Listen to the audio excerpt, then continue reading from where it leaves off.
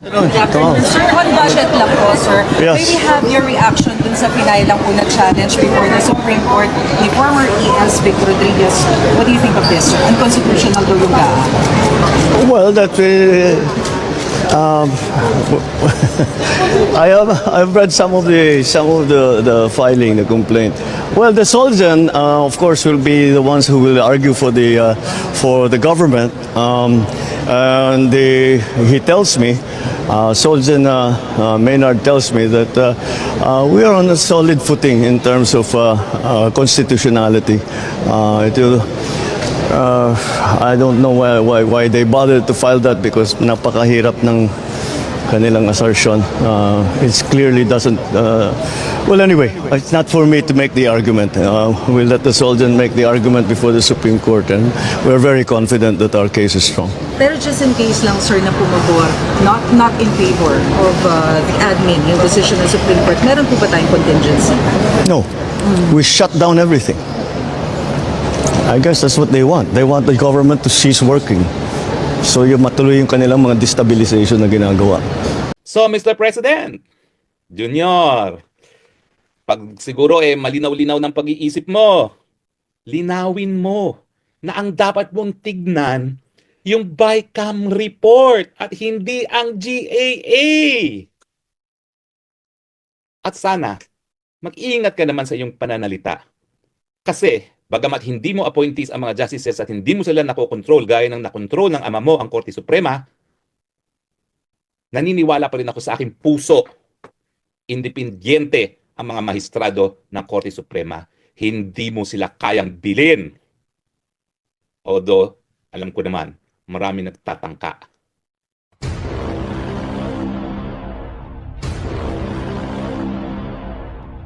Naku po, ang ating junior na presidente. Baka mamaya meron na namang sininghot bago magsalita sa harap pa naman ng mga abogado. Mantakin ninyo. Iko-quote ko kung anong sinabi niya, ha? Kasi baka mamaya sabihin nyo ako ay nag-iimbento lang. Slang pa nga eh. I still can't find those damn blank items. We'll keep looking, but I'm convinced that they simply do not exist. Siyempre, ang sinasabi niya, ang binasa daw niya ay quote-unquote, yung General Appropriations Act. At ang sabi niya that he has scrutinized the 2025 GAA, reviewing over 4,000 pages of it. Okay? Just last month, I had to read 4,057 pages of the General Appropriation Act for 2025 because I reviewed it, analyzed it, and yes, in parts, vetoed it. I can't find those damn blank items. Alam nyo, nahihiya ako na may ganyan tayong presidente. Ang pinag-uusapan natin, BICAM report. Ang binabasa niya, General Appropriation Act. Ano ba naman yan? Siya ay naging one-term congressman, one-term senator. So together, 9 years siyang naging mambabatas. Dapat alam niya na iba ang GAA dun sa BICAM report.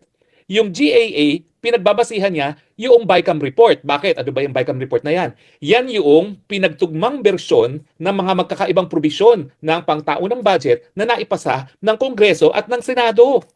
At natural, dahil yan ay nagkaroon ng reconciled versions, doon nga sa BICAM na tinatawag, yung BICAM ang magiging basihan para i-print yung General Appropriations Act. Sir, kahit 50 beses mong basahin yung 4,000 pages na yan, wala ka talagang makikitang blank sa GAA o sa General Appropriation Act. Dahil ang sinabi naman ni Congressman Ungab na malinaw na sinusugan, nino? Unang-una, ni Senator Bato. Pangalawa, nung Manuel na patawarin na natin siya dahil siya ay miyembro ng Alam Nyo Na. Pangatlo, si dating Presidente Gloria Macapagal Arroyo. O, pang-apat, yung reporter ng UNTV na kumuha ng certified true copy doon sa Senado ng BICAM report. Hindi na po makakailayan. Bakit? In-email po yan sa lahat ng mambabatas. So lahat po ng mambabatas yan, kung 330 congressmen and 24 senators, meron po silang mga kopya na soft copy ng BICAM report na magpapakita na at least 30 pages ang meron pong mga blanco. Wag naman po sana isipin ng tao na mga presidente ng Pilipinas at hindi alam ang pagkakaiba ng GAA sa BICAM report. BICAM report pong pinag-uusapan, hindi budget. Mr. President, dala-dala mo naman ang pangalan ng Pilipinas. Pwede ba? Siguraduhin mo naman ang mga sinasabi mo. Ang dami-dami mong staff dyan sa iyong palasyong yan. Bakit hindi naman magkaroon ka ng isang abogado na talagang kakausapin ka bago ka magsalita? Lalong-lalo na kung ikay magtatalumpati sa harap ng mga abogado mismo. Ano na lang ngayon ang iniisip ng mga abogado? Abay mukhang mangmangang presidente dahil hindi alam ang pagkakaiba ng GAA at saka ng BICAM report. Naku, ako po'y Pilipino din. Kaya kapag nagkakaroon ng ganitong kapalpakan ng salita ng aking presidente, nasasaktan din po ako. Kasi kinampanya ko nga yung presidenteng yan sa unit team ko no? Pero tignan nyo naman ang nangyari. Naka-exile ako, unit team na yan. Buisit na unit team yan. Anyway, so siyempre po, uulitin ko, miki 20 beses nyo pang basahin yung 4,000 pages sa GAA, wala po talaga kayong makikitang blank dahil ang blanco nandoon sa bicameral report. Pero ano pang sinabi ng presidente? Tinanong siya, ano sa tingin nyo dun sa kasong sinampa ng, alam mo na, dati niyang best friend forever na kanyang dating executive secretary sa Supreme Court. Diba, sabi niya, kampante kami na kami ay sususugan ng Korte Suprema. Alam mo, mahirap yung ganyang deklarasyon, Mr. President. Nako, Junior. Dahil para bagang binibigay mong mensahe na hawak mo ang hudikatura, wag naman po. Respetuhin naman natin ang co-equal branch of government. Hindi po ibig sabihin na palibhas ang executive secretary mo ay dating Chief Justice, hawak na sa ilong. Although marami nagsususpecha dahil marami ng mga kaso, lalong-lalo na yung mga kaso ng mga pagpapakulong ng Huwad Committee na hindi naaaktuhan, no? Yung kaso ng SMNI. Pero ako po, naniniwala ko sa aking puso't damdamin. Independyente po ang hukuman. Bukod na lang dun sa hukuman na sa ilalim ni Marcos Sr. na talaga naman po, dahil siya nag-appoint lahat ng mga mahistradong yon, naging rubber stamp na hudikatura. Pero kampante po ako na dahil wala pang na-appoint na justice sa Supreme Court ang Marcos Jr., independyente po ang hukuman. Siguro, nag-aalinlangan lang sila out of respect sa co-equal branch of government, no? Na kongreso or ehekutibo, kaya yung mga petition ay hindi na-actionan ng mabilisan, no? Pero ako po talaga, hindi na ako mag-abogado kung ako hindi naniniwala sa integridad at sa kakayahan ng ating hukuman para panindigan ang ating saligang batas. At yan po talagang trabaho ng hudikatura. Kaya siya naging co-equal branch of government. Hindi dahil napakadami rin niya kapangyarihan, gaya ng presidente na mayroong Armed Forces of the Philippines, gaya ng Kongreso na may contempt power na gaya ng ginagawa ng Huwad Committee. Naging co-equal lang po ang hudikatura dahil ang kanyang katungkulan ay itaguyod yung supremacy, yung pinakamataas na batas sa Pilipinas at yun ang saligang batas. Sila, sa pamamagitan ng pagbibigay interpretasyon sa saligang batas, tinataguyod nila na walang ibang batas na tataas pa sa saligang batas. At yan pong aking paniniwala. Kaya nga po, 34 years na akong nagpa-practice. So wag naman po kayo magsalita na parang sunod-sunuran sa inyo ang hudikatura gaya ng ginawa ng inyong ama. Na talaga namang yung korte na yon talagang sunod-sunuran. Kaya nga, naku, ang dami pa namang mga taga-UP ng korte na yon, pero nakakahiya kasi mga decision nila, lalong-lalo na doon sa pag-ratify na 1973 Constitution, na viva voce lamang, sa mga barangay council, sinustain ba naman? Siyempre, nawalan sila ng integridad. Hindi na believe ang tao doon sa rubber stamp court na yon. Kaya nga, nung nagkaroon ng revolutionary government, sibak sila. Dahil importanteng maibalik yung tiwala ng taong bayan sa ating hudikatura. Ngayon, ano bang tingin ko dito sa kasong ito? Okay, pending po yan. Pero buti na lang, hindi ako partido doon. Kaya pwede ako magdadakdak dahil ako naman po ay talagang propesor ng batas. Ano sa tingin ko? Patas ang aking tingin. Okay?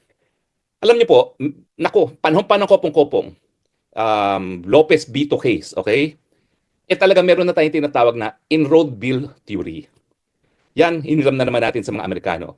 Pero ang sabi ng enrolled bill theory, kapag ang isang batas ay napirmahan ng Senate President, ng Speaker of the House at ng Presidente, hindi na po pwedeng i-review yan ng hukuman. Okay, bakit? Kasi kapag re-review pa yan ng hukuman, lalabagin niya yung prinsipyo ng lehislatura ay isang co-equal branch of government ng hudikatura.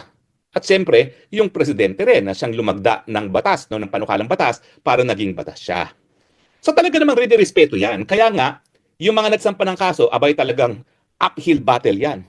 Pero, yung Lopez Bito case po, na-desisyonan bago pa ang 1987 Constitution.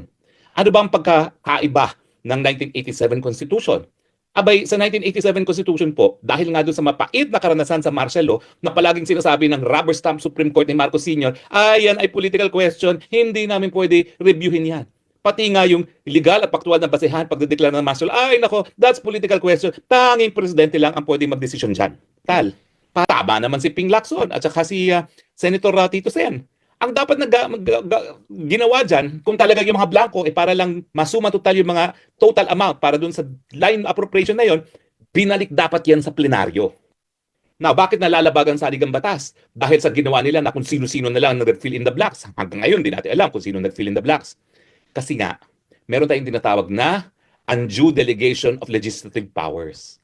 Tanging kongreso lamang ang may kapangyarihang bumuo ng batas. Pero ang sinasabi ni Kimbo, ay nako, iniwan na namin yan sa mga technical staff dahil adding lang yan mga sums. Mali. Kinakailangan yung pinal na bersyon ng isang panukalang batas na nakalagay sa BICAM report, dapat walang blanks. At dahil ang mga blanks ay pinunuan ng mga tao na hindi naman binoto ng taong bayan bilang kongresista o senador, yan po ay labag sa saligang batas. Yan po ay unconstitutional. Di ba? At sang-ayon nga doon sa desisyon ng Arroyo versus De Venecia, pasok doon sa exception. Yes, and Robil Fury, hindi namin paghihimasukan yan. Except kung may ebidensya na nalabag ang saligang batas. At least dalawa yan. Bukod ba doon sa paglabag sa Universal Healthcare Law at saka doon sa Syntaxis Law. Yung ngang, unang-una, yung edukasyon, pinakamataas dapat ang budget. At pangalawa, fill in the blanks na undue delegation of legislative powers.